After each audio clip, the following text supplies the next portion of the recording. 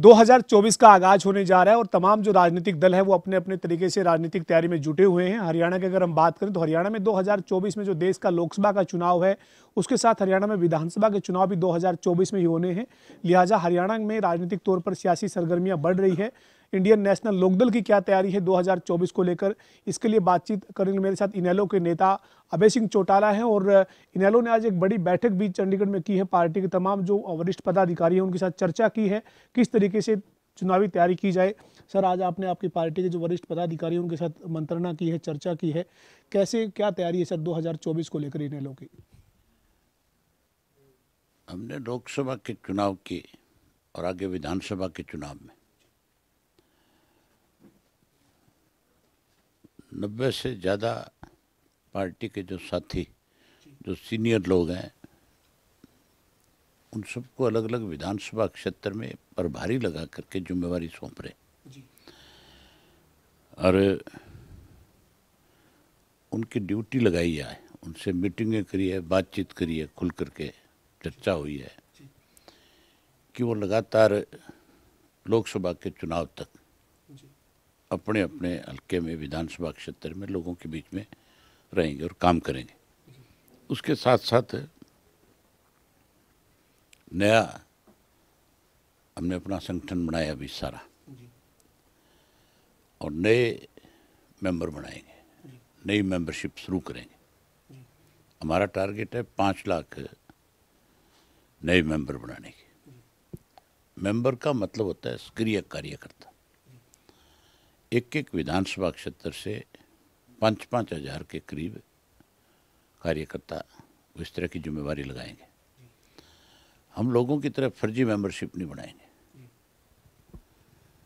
हम बाकायदा तौर पे हर हल्के में 12 से 15 लोगों की एक टीम का गठन कर रहे हैं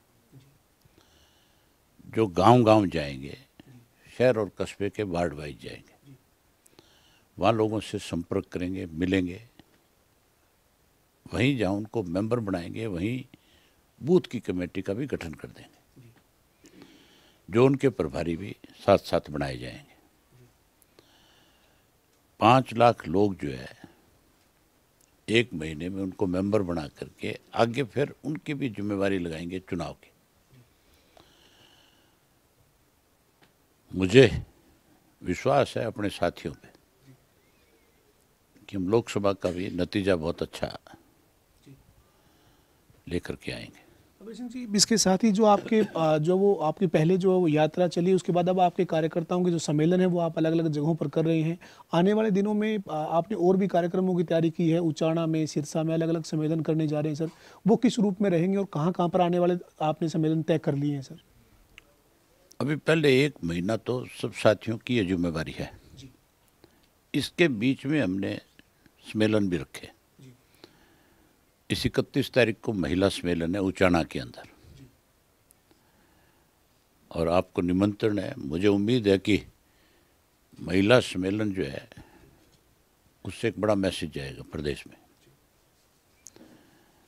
और उसके बाद फिर एससी का सम्मेलन कर रहे हैं बराड़ा में, अम्बाड़ा में 7 तारीख को। 14 तारीख को बैकवर्ड का सम्मेलन है सरसा में और फिर 21 तारीख को यूथ का सम्मेलन कर रहे हैं अपने कैथल के अंदर। आगे और स्पोर्ट्स का अलग अलग जो हमारे सेल हैं 16 सेल, उन सब के सम्मेलन करेंगे। ये तमाम सम्मेलन हो रहे हैं, तमाम आपने जो और कार्यक्रमों की तैयारी की है, साथ ही साथ सदस्यता अभियान जो है वो आप शुरू करने जा रहे हैं।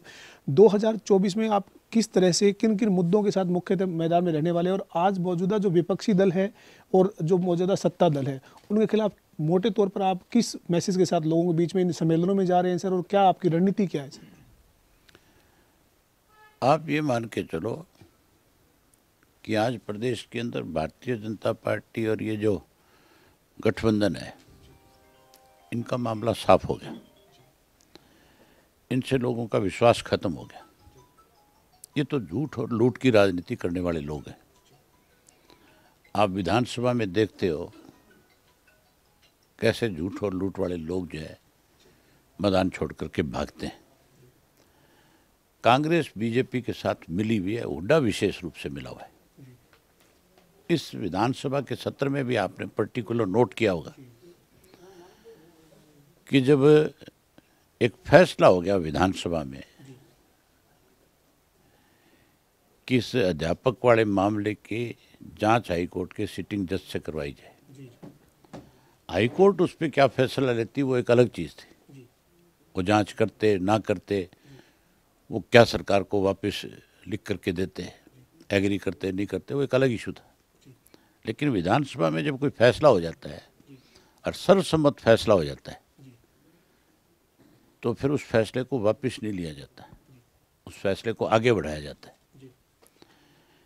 पहले दिन जब ये हुआ फैसला कि 2005 में क्या हुआ था, 2011 में क्या हुआ, आपस में जब इन दोनों ने एक दूसरे के खिलाफ आरोप लगाए और जब मैंने ये कहा भी इसकी निष्पक्ष जांच तो हाईकोर्ट के सिटिंग जज से हो सकती है, तो दोनों पक्ष के लोगों ने मेरी बात के ऊपर मोहर लगाई थी कि ठीक है, हम तैयार हैं। इस बात पे एक बार नहीं, दो बार नहीं, 4 बार मुख्यमंत्री की तरफ से, स्पीकर की तरफ से, मेरी तरफ से और सदस्यों की तरफ से भी बात कही गई और हर बार ये कहा गया कि ठीक है, जांच होनी चाहिए।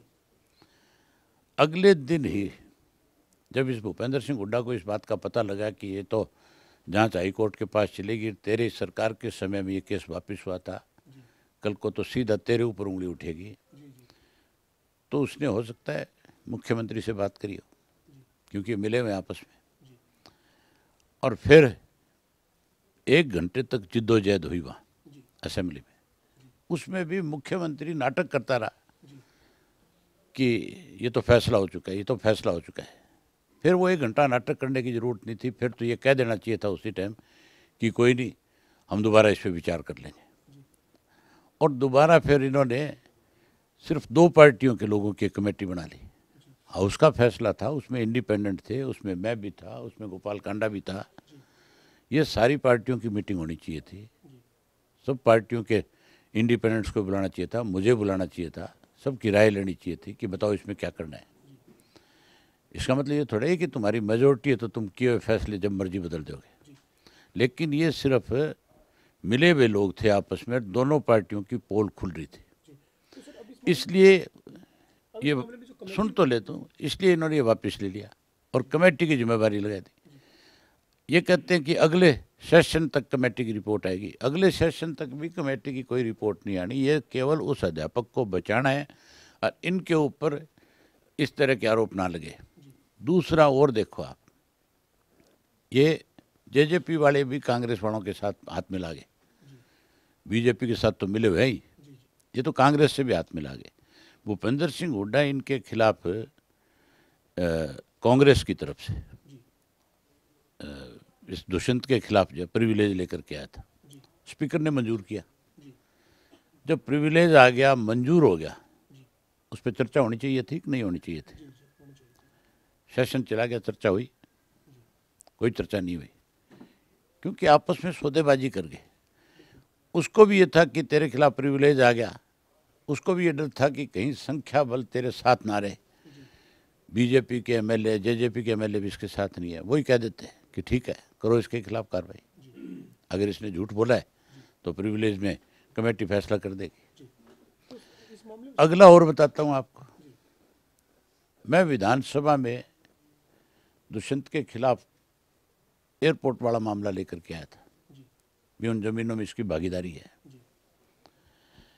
और मेरे खिलाफ ये प्रिविलेज ले थे।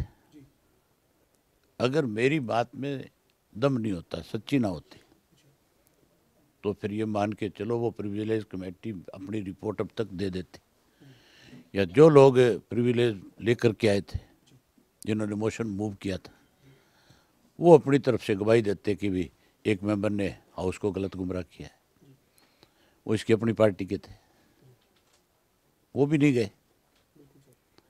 और आज मेरे ख्याल लास्ट डेट है 27 तारीख। अगर आज वो नहीं गए होंगे तो कह रहे थे मामले को ख़त्म कर देने के। इसका मतलब है जो मैंने आरोप लगाए वो सही थे, आज भी जो बात मैं कह रहा हूँ वो बिल्कुल सही है, उसमें कोई फर्क नहीं है। ये लुटेरे आपस में मिलकर के इस प्रदेश को लूटने में लगे हुए हैं, जहाँ बीजेपी और जेजेपी का सफाया हो जाएगा, वहीं कांग्रेस की गुटबाजी जो है वो बहुत बड़ी है। कांग्रेस अखबार की पार्टी रहेगी, कांग्रेस का भी इसी तरह सफाया होगा।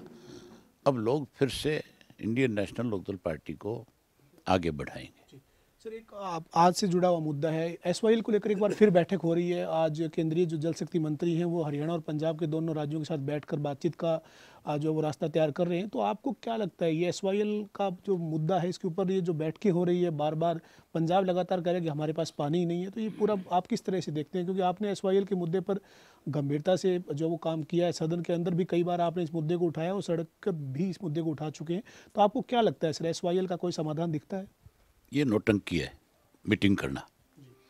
जब सुप्रीम कोर्ट ने एक फैसला कर दिया, सेंटर की सरकार उसको लागू क्यों नहीं करती?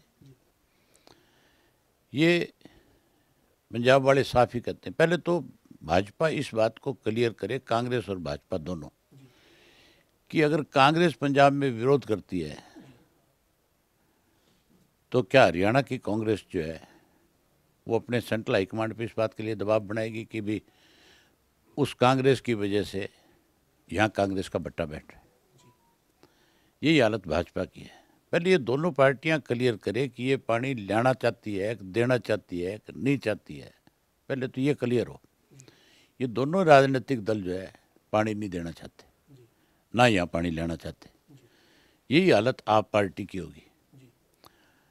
अगर हरियाणा का मुख्यमंत्री सीरियस हो तो सर्वदलीय बैठक बुलाए और असेंबली में इस बात पे चर्चा करता।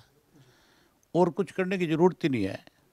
अगर पंजाब हमारा पानी रोकता है तो पंजाब में आप पार्टी की सरकार है, दिल्ली में आप पार्टी की सरकार है, हम दिल्ली को पानी क्यों दें?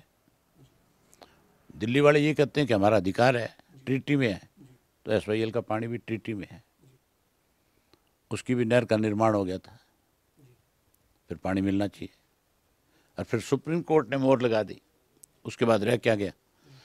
और फिर बात रही अधिकार की, अपने अधिकार के लिए हर कोई लड़ता है। ये पानी मिलेगा जरूर हरियाणा को, लेकिन मिलेगा इंडियन नेशनल लोकदल पार्टी की सरकार बनने के बाद। 2024 में हमारी गवर्नमेंट बनेगी और उसके बाद हम पानी लेना जानते हैं। हम अगर कोई हमारा पानी बंद करता है, हम उसके रास्ते बंद कर देंगे। हम दिल्ली को अगर पानी देते हैं, दिल्ली को अगर सब्जी फल फ्रूट देते हैं, दिल्ली को अगर अन्न देते हैं, दिल्ली हमारे पे निर्भर करती है, तो हम दिल्ली के भी रास्ते बंद कर देंगे। हम जब तक पानी नहीं मिलेगा तब तक इंडियन नेशनल लोकदल पार्टी जो है उसके लिए संघर्ष रहेगी। और हमारी सरकार बनने के बाद हर हालत में सरकार को मजबूर कर देंगे पानी देने के लिए। हमारे साथ इनेलो के नेता अभय सिंह चौटाला थे, जिन्होंने अपनी पार्टी की जो तमाम कार्यक्रम है 2024 की चुनावी तैयारी के मद्देनजर उनकी जानकारी दी। और इसके साथ ही साफ तौर कहना है कि एसवाईएल के मुद्दे पर राजनीति हो रही है और इस पूरे मामले में चाहे वो कांग्रेस पार्टी है, भारतीय जनता पार्टी है, वो अपना स्टैंड साफ नहीं कर रही है। और अभय सिंह चौटाला ने साफ तौर पर कहा है कि जब प्रदेश में इंडियन नेशनल लोकदल की सरकार बनेगी तब एसवाईएल का पानी हरियाणा को मिलेगा, ये सुनिश्चित किया जाएगा। इसके लिए चाहे फिर दिल्ली का रास्ता हरियाणा को बंद करना पड़े या फिर पंजाब का रास्ता हरियाणा को बंद करना पड़े, हर तरह के जो है वो प्रयास किए जाएंगे, संघर्ष किया जाएगा कि हरियाणा को एसवाईएल का पानी मिले। वीडियो जर्नलिस्ट विजेंद्र सिंह के साथ पवन सिंह, जनता टीवी, चंडीगढ़।